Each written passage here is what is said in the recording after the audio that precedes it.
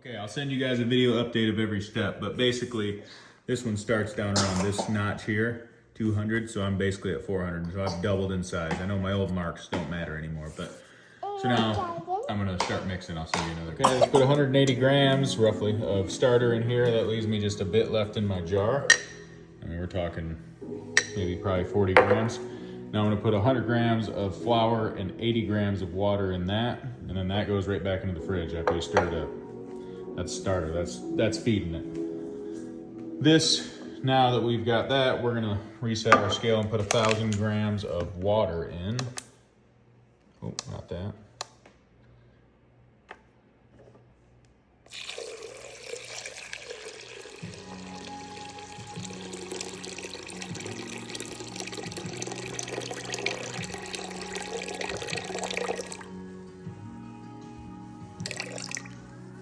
Cool. Next. All right, 1.5 kilos of flour has been added. And then I'll reset this again. 30 grams of salt. I know a lot of people like to add the salt at a different time, but I just do it all at once and it works for me. Okay, dough hook, speed 1, 45 seconds. Shut her down, that's what it's gonna look like. Leave the hook right in there. Scrape the sides. Once you scrape the sides, push the hook down and cover it with plastic wrap for 30 minutes. Just raise the hook up back out of it. Speed 1 for 30 seconds. And then once it's done, you pop the hook back off and cover it again for another 30 minutes. And another 30 seconds. I hope I raise the bowl up.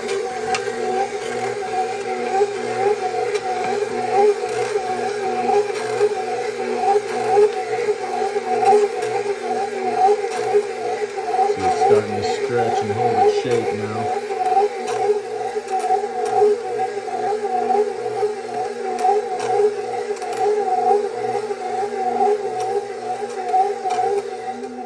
The dough is risen.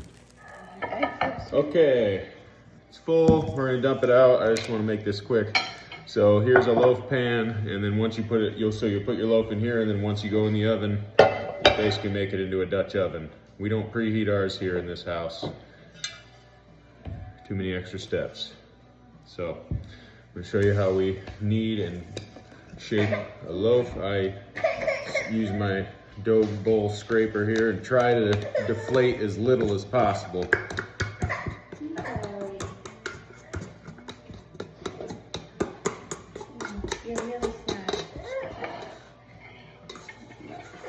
If it smells funky, that's a good thing. It's sour.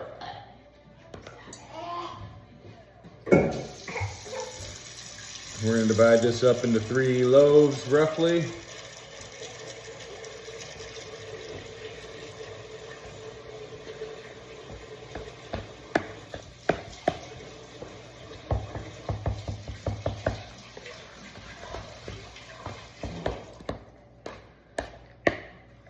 Alright, take a little off that one, throw it in that one.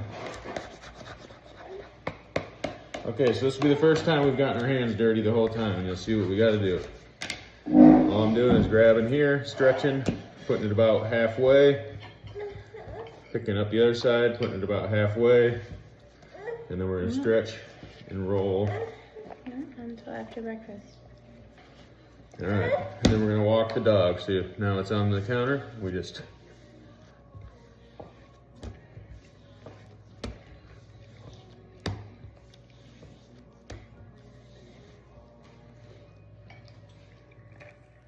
all right, they're all in the pans. There is a silicone liner that I put in the bottom of each one because things stick to cast iron pretty good. You can decide what you want to do. I typically just go down one side if I remember to cut it.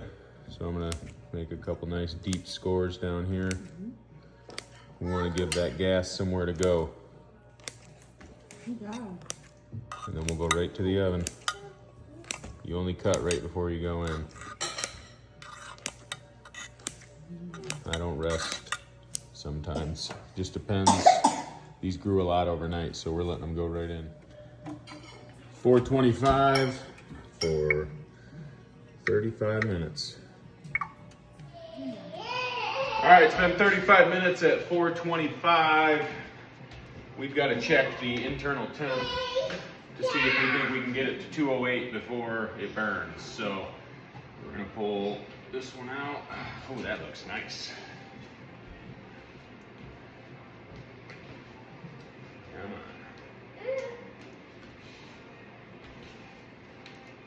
on. So you can see how we look right now, and we're at 127. I'm not confident we could get all the way up before that burns, so we're gonna go another 10 minutes with the lid on, and then we'll crust it up right at the end with the lid off. So this is gonna grow quite a bit more because there's still a lot of soft dough in there.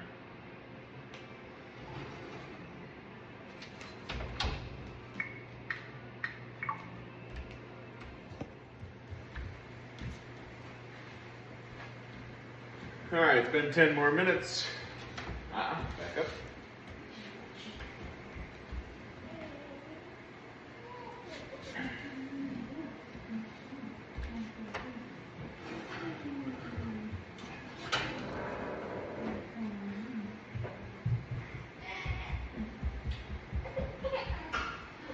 We're at 175. That's pretty much where I like to be. 170 to 180 before I let them finish with a crust.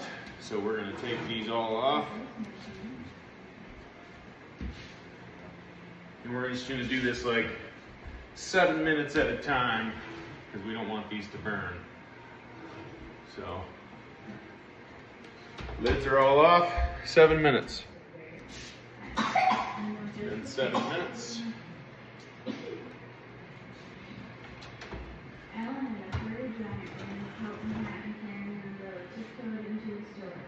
So many books. There must be a book for me. 200 degrees, 208. Between 200 and 208 is where we're trying to get. We are at 201.202. So we're perfect. 212 is when water evaporates. So if you get them to 212, you can assure that all your water's gone inside.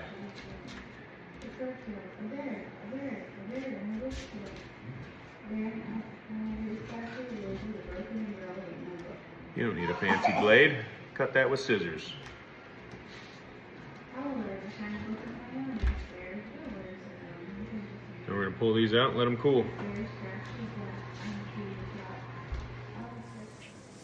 Got them all out, cooling on the rack. They say let them cool for an hour, but you know the old verbiage, a loaf in the hand is worth two in the bush. Eat it when you want to. I should have put beef tallow around as a liner here. These were my new pans and said they were seasoned. They're not, so got some scrubbing to do. Like I said, we typically don't wait for the bread to cool because I've got two little girls that aren't patient and they like buttered bread.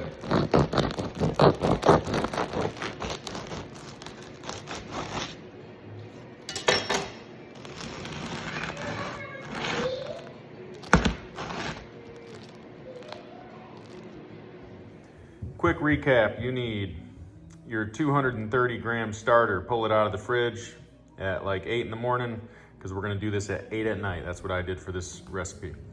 At 8 o'clock at night, you're gonna take 180 grams of that 230 and put it into your bowl to start the mixing. That's gonna leave you with 50 grams of starter left. And then you're gonna add 80 grams of cool water and 100 grams of flour. Then you're gonna put that right back in the fridge. Then to your 180 grams of starter, we're gonna put 1,000 grams of warm water, 1,500 grams of flour, and 30 grams of salt. And the rest is in the videos.